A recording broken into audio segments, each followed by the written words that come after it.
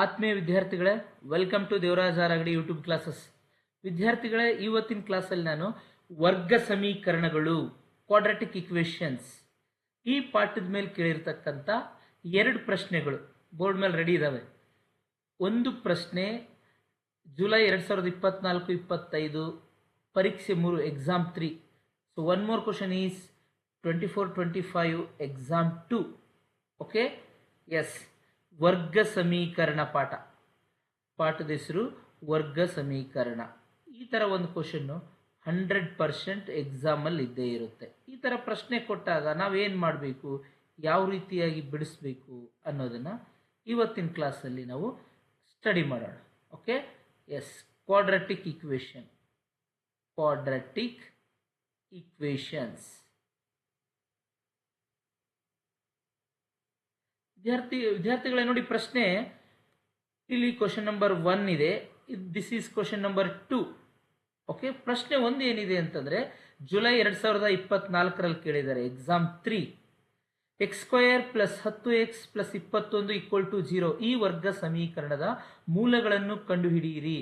Find the roots of the quadratic equation x² + 10x + 21 = 0.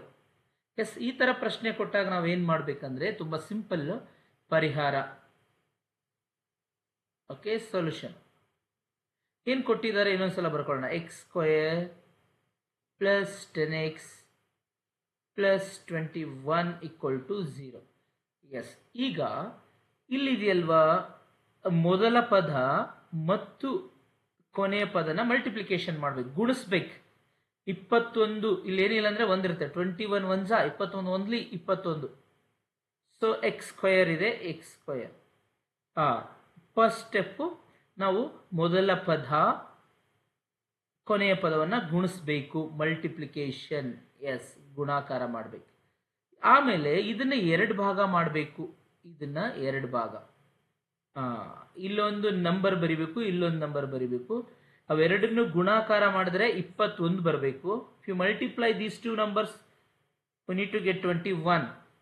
R ಇವೆರಡುಗಳನ್ನು ಕೂಡಿಸಿದ್ರೆ ಅಥವಾ ಕಳೆದ್ರೆ, ಓಕೆ, ನಮ್ಗೆ ಎಷ್ಟು ಬರಬೇಕು, +10 ಬರಬೇಕು. ನೋಡಿ, ಇಲ್ಲಿ 2 ನಂಬರ್ ಬರೀಬೇಕು. ಆ 2 ನಂಬರ್ನ ಮಲ್ಟಿಪ್ಲಿಕೇಶನ್ ಮಾಡಿದ್ರೆ, ಗುಣಾಕಾರ ಮಾಡಿದ್ರೆ 21 ಬರಬೇಕು. ಗುಣಾಕಾರ ಮಾಡೋದು ಬಿಟ್ಟು ಪ್ಲಸ್ ಅಥವಾ ಮೈನಸ್ ಮಾಡಿದ್ರೆ ಕೂಡಿಸಿದ್ರೆ ಅಥವಾ ಕಳೆದ್ರೆ ಎಷ್ಟು ಬರಬೇಕು, 10x ಬರಬೇಕು. ಅಂಥ ಸಂಖ್ಯೆಗಳನ್ನು ಇಲ್ಲಿ ಬರೀಬೇಕು. ಫಾರ್ ಎಕ್ಸಾಂಪಲ್ 21 ಯಾವ ಮಗ್ಗಿಲ್ ಬರುತ್ತೆ? ಎಸ್, 3 7 21 ಅಥವಾ 7 3 21. 7 3 21. ಓಕೆನಾ? ಇಲ್ಲೊಂದು ಎಕ್ಸ್ ಬರೆಯೋಣ, ಇಲ್ಲೊಂದು ಎಕ್ಸ್ ಬರೆಯೋಣ. ಇವಾಗ ನೋಡಿ, 7 3 21, x × x x². ಮಲ್ಟಿಪ್ಲಿಕೇಶನ್ ಮಾಡಿದರೆ ಬಂತು. ಕಂಡೀಷನ್ ನಂಬರ್ 2, ಕೂಡಿಸಿದ್ರೆ ಅಥವಾ ಕಳೆದ್ರೆ 10 ಬರಬೇಕು. 7x + 3x 10x ಬಂತು. Condition number 2 also satisfied, holds good. ಎರಡೂ ಕಂಡೀಷನ್ನ ಈ ನಂಬರ್ ಒಪ್ಕೊಳ್ತವೆ. ಗುಣಾಕಾರ ಮಾಡಿದ್ರೆ 21 ಬರುತ್ತೆ, ಕೂಡಿಸಿದ್ರೆ ಅಥವಾ ಕಳೆದ್ರೆ 10x ಬರುತ್ತೆ. ಹಾಗಾದರೆ ಈ ರೀತಿ ಇರ್ತಕ್ಕಂಥ ನಂಬರ್ನ ನಾವು ಬರ್ಕೋಬೇಕು. ಒಂದ್ಸಲ ಇದನ್ನು ರೆಡಿ ಆದಮೇಲೆ ನೆಕ್ಸ್ಟ್ ಏನು ಮಾಡಬೇಕು, ಇಲ್ಲಿ x² ಇದೆ, x² ಹೇಗಿದೆಯೋ ಹಾಗೆ ಬರೆಯೋಣ. ಫಸ್ಟ್ x² ಇದೆ, ಹೇಗಿದೆಯೋ ಹಾಗೆ ಬರೆಯೋಣ. 10x ಅಂತಂದ್ರೆ ಏನು, 7x + 3x. Okay, 7x + 3x. 7x + 3x 10x + 21 = 0. ಈಗೇನು ಮಾಡಬೇಕು, ಇದು ಒಂದು pair, this is 1 pair, this is 1 more pair. 2 ಜೋಡಿಗಳಿದಾವೆ. 2 ಜೋಡಿಗಳಲ್ಲಿ ಕಾಮನ್ ಬಂದರೆ ಕಾಮನ್ ತಗೋಬೇಕು. ಇಲ್ಲಿ x ಇದೆ, ಇಲ್ಲಿ x ಇದೆ, ಸೊ x ಕಾಮನ್ ತಗೊಂಡ್ಬಿಡಿ. ಓಕೆ, ಇಲ್ಲಿ x, ಇಲ್ಲಿ x, take x common. x ಆಚೆ ತಗೊಂಡು 2x, 2x ಇರ್ತವೆ, ಸೊ ಒಂದು x ಉಳಿತು. ಪ್ಲಸ್ 7x ಇದೆ, ಆಲ್ರೆಡಿ x ಆಚೆ ಬಂದಿದೆ, ಸೊ 7 ಉಳಿಯುತ್ತೆ. ಪ್ಲಸ್ ಇಲ್ಲಿ 3 ಇದೆ, ಇಲ್ಲಿ 21 ಇದೆ. 3 ಮತ್ತು 21 3 ಮಗ್ಗಿಲ್ ಬರ್ತಾವೆ. 3 1 3, 3 7 21. ಹಾಗಾಗಿ ಟೇಕ್ 3 ಕಾಮನ್ ಇಯರ್. ಇಲ್ಲಿ 3 ಸಾಮಾನ್ಯ ತಗೋಬೇಕು, ಕಾಮನ್ ತಗೋಬೇಕು. ತಗೊಂಡ್ಮೇಲೆ 3 ಆಚೆ ಬಂದರೆ ಏನು ಉಳಿಯುತ್ತೆ, x ಪ್ಲಸ್ 3 ಎಷ್ಟು 21, 3 7 21. ಇವಾಗ ಸರ್ ಈ ಲೈನು ಕರೆಕ್ಟಾಗಿ ಬರ್ದಿದ್ದೀವ ಸರ್, ಹೇಗೆ ಚೆಕ್ ಮಾಡ್ಕೊಳ್ಳೋದು? ಇವನ್ ಗುಣಾಕಾರ ಮಾಡಿಬಿಡಿ. ಮತ್ತೆ ಮೇಲ್ಗಡೆ ಲೈನೇ ಬರಬೇಕು. If you multiply second line we will get first line only. Verify ಮಾಡೋಣ ನೋಡಿ. X into x x square, plus into plus plus, 7 into x 7x ನೋಡಿ. X into x x square ಇದೆ. Okay, 7 into x 7 into x 7x ಇದೆ. Next 3 into x 3 into x 3 into x 3x, plus into plus plus, 3 7 3 7 21. ಹಾಗಾದರೆ ನಾವು ಬರೆದಿರೋ line ಸರಿಯಾಗಿದೆ.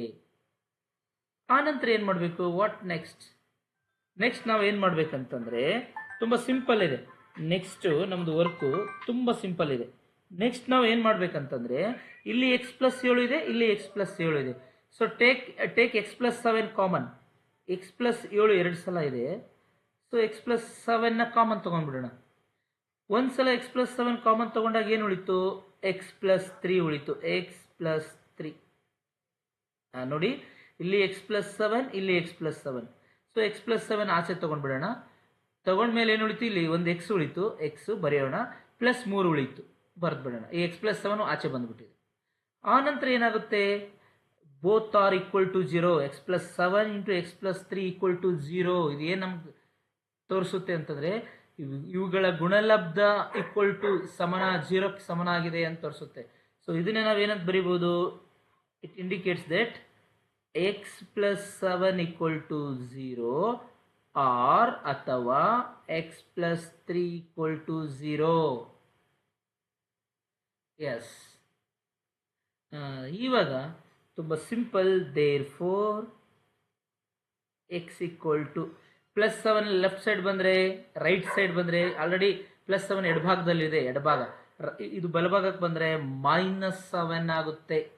Okay, so x equal to -7 ಅಥವಾ x equal to, ಇಲ್ಲಿ already plus 3 ಇದೆ, ಇದು ರೈಟ್ ಸೈಡ್ ಬಂದರೆ -3 ಆಗುತ್ತೆ. ಹಾಗಾದರೆ ಸಮೀಕರಣದ ಮೂಲಗಳನ್ನು ಕಂಡುಹಿಡಿಯಿರಿ ಅಂತ ಹೇಳಿದ್ದಾರೆ. ಮೂಲಗಳು ಒಂದು -7, ಇನ್ನೊಂದು -3. Find the roots. So roots ಅಂತಂದರೆ, so x equal to -7 and x equal to -3. X equal to -7 or x equal to -3. ಇವು ಆ ವರ್ಗ ಸಮೀಕರಣದ ಮೂಲಗಳು. Okay, these are the roots of the given quadratic equation. ಕೊಟ್ಟಿರ್ತಕ್ಕಂಥ ವರ್ಗ ಸಮೀಕರಣದ ಮೂಲಗಳು -7 ಮತ್ತು -3. ಈ ರೀತಿಯಾಗಿ ನಾವು ಕೊಟ್ಟಿರ್ತಕ್ಕಂಥ ಪ್ರಶ್ನೆಗೆ ಉತ್ತರವನ್ನು ಬಿಡಿಸ್ತೀವಿ ವರ್ಗ ಸಮೀಕರಣ ಪಾಠದಲ್ಲಿ. ಓಕೆ, ಸೊ ನೋಡಿ, ಇವಾಗ ಇದು ಎಕ್ಸಾಮ್ 3 ಕೇಳಿದ್ದಾರೆ. ಸೊ ಎಕ್ಸಾಮ್ 2 ಮತ್ತೊಂದು ಪ್ರಶ್ನೆ ರೆಡಿ ಇದೆ. Find the roots of the quadratic equation x² + 5x + 6 by factorisation method. Okay,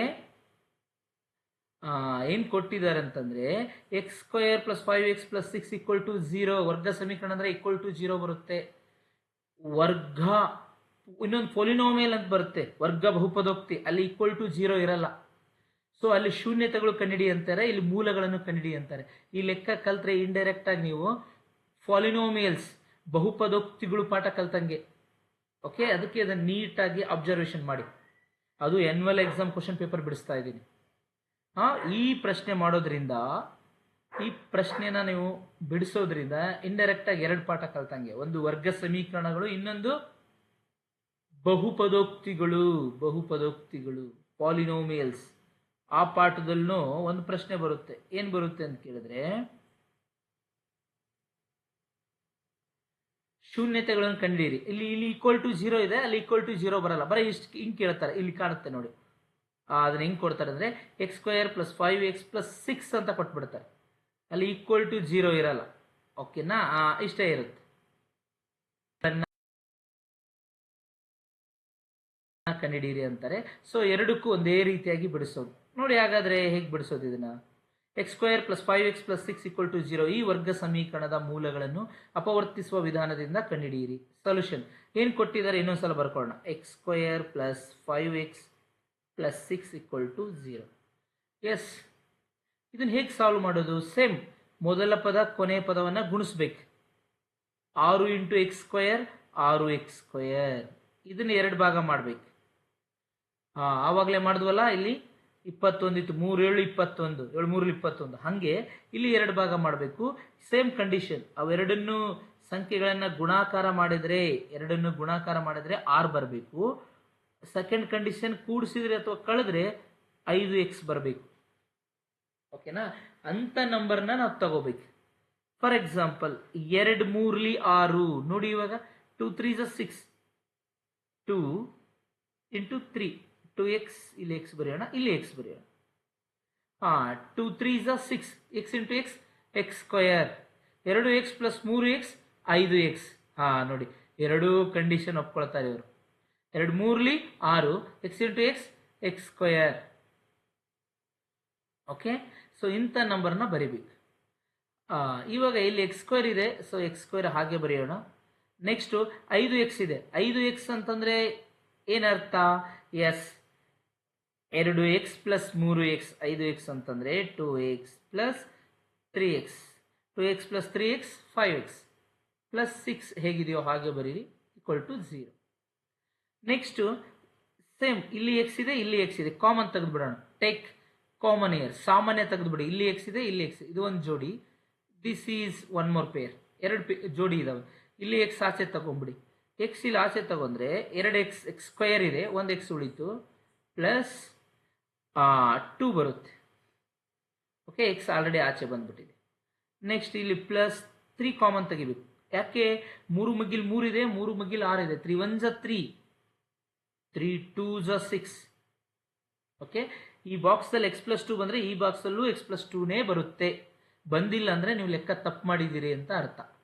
ನೋಡಿ, ಇಲ್ಲಿ ಒಂದು ಬಾಕ್ಸಲ್ಲಿ x ಪ್ಲಸ್ 7 ಬಂದಿದೆ ಹಳೆ ಲೆಕ್ಕದಲ್ಲಿ, ಇಲ್ಲಿ x ಪ್ಲಸ್ 7 ಬಂದಿದೆ. ಓಕೆ, ಮುಂದೆ ಹೋಗೋಣ. ನೆಕ್ಸ್ಟ್ ಏನು ಮಾಡಬೇಕು? ಮತ್ತೆ ಕಾಮನ್ ತೆಗೆಯೋದು. ಇಲ್ಲಿ x ಪ್ಲಸ್ 2, ಇಲ್ಲಿ x plus 2. Take again x plus 2 common. ಇಲ್ಲಿ x ಪ್ಲಸ್ 2, ಇಲ್ಲಿ x ಪ್ಲಸ್ 2. x ಪ್ಲಸ್ 2 ಆಚೆ ತಗೊಳ್ಳೋಣ. ಏನು ಉಳಿತು? x ಪ್ಲಸ್ 3 ಉಳಿತು. x plus 3 equal to 0. ಈಗ ಬೋತ್ ಆರ್ ಈಕ್ವಲ್ ಟು 0. ಈಗ x ಪ್ಲಸ್ 2 ಈಕ್ವಲ್ ಟು 0 ಅಥವಾ x plus 3 equal to 0.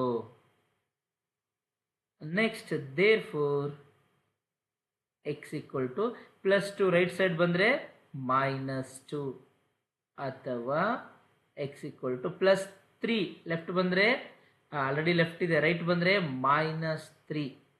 So x equal to -3 and x equal to -2 are the roots of the given quadratic equations. ನೋಡಿ, ಅವ್ರು ಏನು ಕೇಳಿದರೆ? Roots ಕೇಳಿದ್ದಾರೆ. Roots, ಆ roots ಏನಂತ ಕೇಳಿದರೆ ಇಲ್ಲಿದೆ ನೋಡಿ, -2 -3. ಓಕೆ, ಕೊಟ್ಟಿರ್ತಕ್ಕಂಥ ವರ್ಗ ಸಮೀಕರಣದ ಮೂಲಗಳನ್ನು ಕಂಡುಹಿಡಿಯಿರಿ. ಮೂಲಗಳು ಅಂತಂದರೆ x equal to -2, x equal to -3 ಕೊಟ್ಟಿರ್ತಕ್ಕಂಥ ವರ್ಗ ಸಮೀಕರಣದ ಮೂಲಗಳ ಆಗ್ತವೆ. ಅರ್ಥ ಆಯ್ತಾ ವಿದ್ಯಾರ್ಥಿಗಳೇ? ಈ ರೀತಿಯಾಗಿ ನಾವು ಕೊಟ್ಟಿರ್ತಕ್ಕಂಥ ಪ್ರಶ್ನೆಗೆ ಉತ್ತರವನ್ನು ಬಿಡಿಸ್ತೀವಿ. ನೀವೇನು ಮಾಡಿ ಅಂತಂದರೆ, ಇದೇ ರೀತಿ ಬೇರೆ ಬೇರೆ ಪ್ರಶ್ನೆಗಳನ್ನು ಹುಡುಕಿ, ಮಾಡೆಲ್ ಕ್ವಶನ್ ಪೇಪರಲ್ಲಿ ಈ ರೀತಿ ಪ್ರಶ್ನೆ ಸಿಗ್ತವೆ, ಆ್ಯನ್ಯುವಲ್ ಎಕ್ಸಾಮಲ್ಲಿ ಈ ರೀತಿ ಪ್ರಶ್ನೆಗಳು ಸಿಗ್ತವೆ. ಓಕೆ, ಆ ಪ್ರಶ್ನೆಗಳನ್ನು ನೀವು ಬಿಡಿಸೋದ್ರಿಂದ ನಾಳೆ ನಿಮ್ಮ ಮಾರ್ಚ್ ಮಂತಲ್ಲಿ, ಓಕೆ, ಆ್ಯನ್ಯುವಲ್ ಎಕ್ಸಾಮ್ ಇದೆಯಲ್ವಾ, ಈ ಮಂತಲ್ಲಿ 18ರಿಂದ ಸ್ಟಾರ್ಟ್ ಆಗುತ್ತೆ. ಆಗ ಯಾವುದೇ ಪ್ರಶ್ನೆ ಬಂದರೂ ಧೈರ್ಯದಿಂದ ನೀವು ಆ ಪ್ರಶ್ನೆಗೆ ಉತ್ತರ ಬಿಡಿಸ್ತೀರಿ. ಅರ್ಥ ಆಯ್ತಲ್ವಾ? ಇದೇ ರೀತಿ ಪ್ರಶ್ನೆಗಳನ್ನು ಬಿಡಿಸಿ. ಏನಾದರೂ ಡೌಟ್ ಇದ್ದರೆ ಕಮೆಂಟ್ ಮಾಡಿ, ನಿಮ್ಮೆಲ್ಲ ಪ್ರಶ್ನೆಗಳಿಗೆ ನಾನು ಉತ್ತರ ಬಿಡಿಸ್ತೀನಿ. ಓಕೆ, ಹಾಗಾದರೆ ಮತ್ತೆ ನಾನು ನನ್ನ ಮುಂದಿನ ಕ್ಲಾಸಲ್ಲಿ ಮತ್ತೊಂದು ಬ್ಯೂಟಿಫುಲ್ ಲೆಕ್ಕದೊಂದಿಗೆ ನಿಮ್ಮನ್ನು ಮೀಟ್ ಮಾಡ್ತೀನಿ. ಅಲ್ಲಿವರೆಗೂ ಸದಾ Devaraj R Agadi YouTube channel ನೋಡ್ತಾ ಇರಿ. Thank you. ಈ ವಿಡಿಯೋ ಇಷ್ಟ ಆದರೆ ಕರ್ನಾಟಕದ ಎಲ್ಲ ವಿದ್ಯಾರ್ಥಿಗಳಿಗೂ ಈ ವಿಡಿಯೋವನ್ನು ಶೇರ್ ಮಾಡಿ. Thank you.